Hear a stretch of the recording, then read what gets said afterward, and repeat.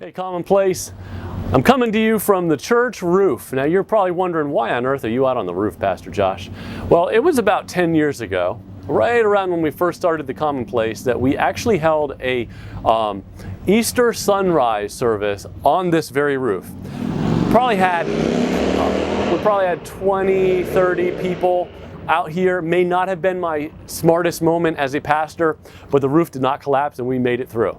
Anyway, I'm reminded of that on this Easter because we're not going to be on any roof together. We're not going to be at all in physical proximity to one another, and that's just kind of strange, and I understand that. I wanted to just mention a couple brief things. Namely, the fact that when big events in our lives can't happen, there's a sense of loss to that, all right? And it's okay to experience that. In fact, all of us are going to look back someday on what we've gone through collectively and recognize that we experience it differently at different points. For some of us, it started off kind of as a sense of novelty. This is strange. To a sense of frustration. I am just sick of Zooming with people, right? To almost some anger. In the middle of it, you notice things like, I'm a little shorter in my temper with my kids or people that I love. I want to sleep in all the time. Any number of ways. And those are often just experiences of the way that we grieve the things that we've lost. There's a passage in the Bible that talks about Jesus in Isaiah 53. It says that Jesus would be a man of sorrows and acquainted with grief. And I just think that's such an interesting way to describe grief, that Jesus was acquainted with it. Like, oh yeah, I know grief. We've spent some time together. We've hung out.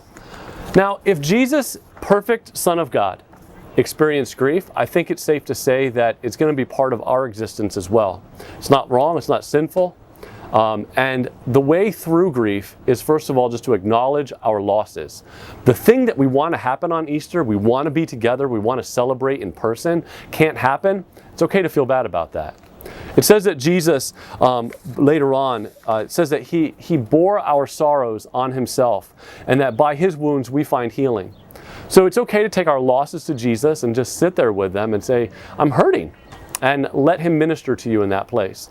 In some way, it prepares us for Good Friday. Good Friday is a day when we kind of sit with the grief that Jesus felt.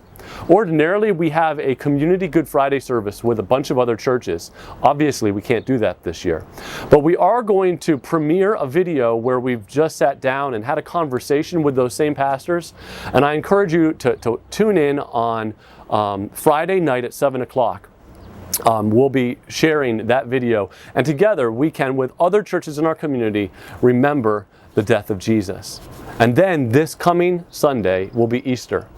And I just want to invite you to invite a friend. There's never been an easier time to have someone participate in a church service than right now. They literally don't have to leave their house. And so send them the link to our services, invite them to come, and together, while we acknowledge our losses, let's look forward to the hope of resurrection as well. So I love you, and I look forward to seeing you on Sunday. Thanks so much.